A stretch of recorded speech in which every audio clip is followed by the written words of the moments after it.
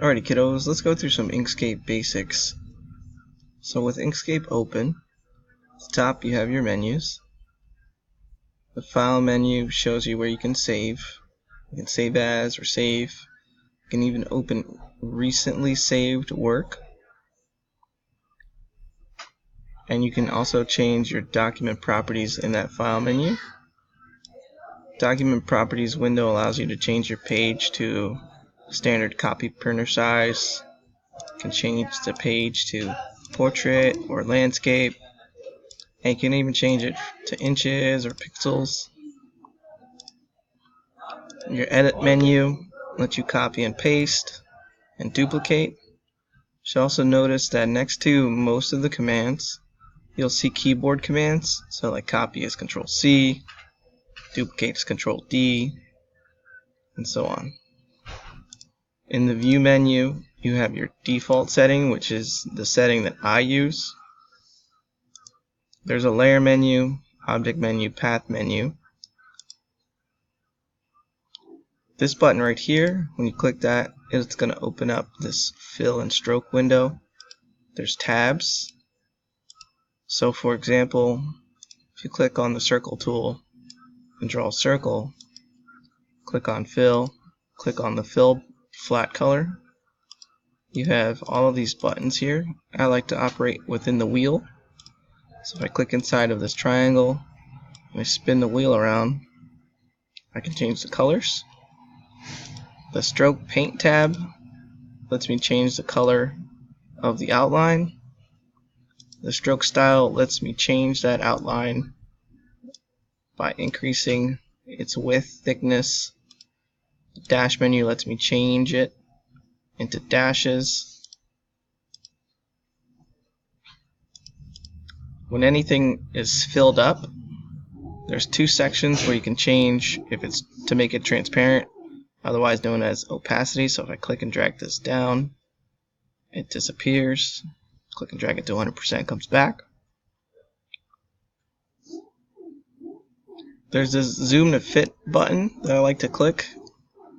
Anytime you make a graphic, you need to make it inside of this canvas, and that's what you'll see when you export it or save it as a PDF. Anything outside of it you won't be able to see. This button right here is for aligning your graphics to the page. So when you click on that button, this align and distribute page pops up. You can make it relative to page. I usually stick to relative to page, and then I click these two buttons to center my graphics. You can center them or move them and align them in many different ways. When there's multiple graphics on a page, you might need to click and drag across both of them or hold shift to select multiple graphics, and you can align them to the selection area or whatever was last selected, and you can make them all centered onto each other.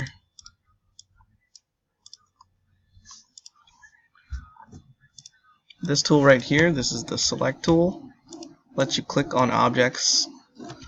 You can press delete on the keyboard to get rid of those objects.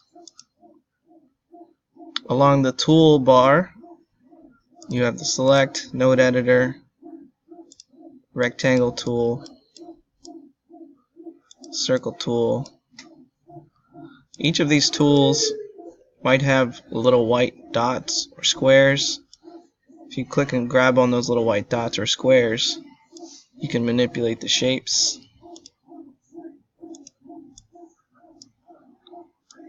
See that?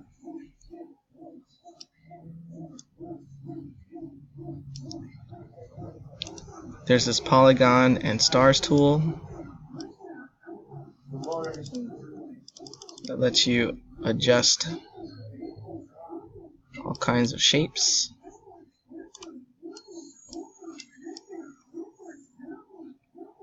There's a swirly dirly tool, a pencil tool, which if you are good at drawing with the mouse, you can draw intricate shapes. I'm going to go to edit, select all, edit, delete to get rid of my stuff I'm showing you. This tool right here, this is a very important tool. It's the Bezier Tool. This is this tool we use a lot in order to create graphics. So for example, if I click one time and let go of the mouse, it anchors a point. Then I click again, it anchors another point. Click again, it answers another point. And so then I'll bring it up to my original click, the first click, and you'll see it change. And if I click, it'll close up that shape. And then here's where this tool comes in. This is the edit paths by nodes. These little dots right here, they're nodes. So I can grab them, click on them and hold the mouse wheel and grab them. If I move my mouse on top of the line, notice that the mouse cursor turns into a little hand. If I click and drag that, I can curve the lines. In this menu right here, the fill and stroke menu, where the stroke style tab is, there's different ways that like corners can be changed. So see that? So if I do curved, so I can have curved corners or like straight hard corners.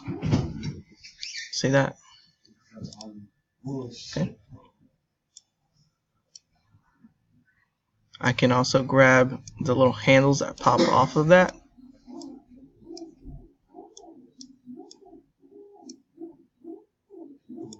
I can do things like, if I click on this node along here, there's ways to make the nodes different shapes. So like if I double click that, it'll straighten out some of the lines.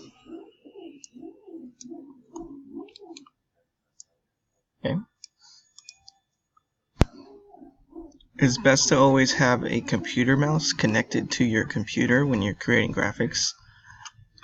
Here we have an image of a computer mouse, and when you I'm clicking, so that would be a left click, so like a regular click would be a left click. A right click would be the right side of the mouse, the right mouse button, and then the mouse wheel itself does things. So if I were to just turn it, see how that's moving up and down?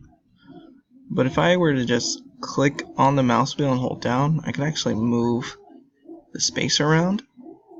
Okay, so utilize your mouse effectively and efficiently.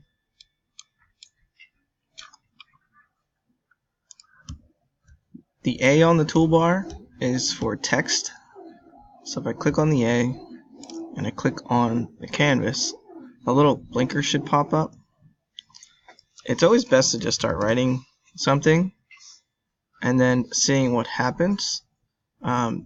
So it's always going to use the last settings that you had.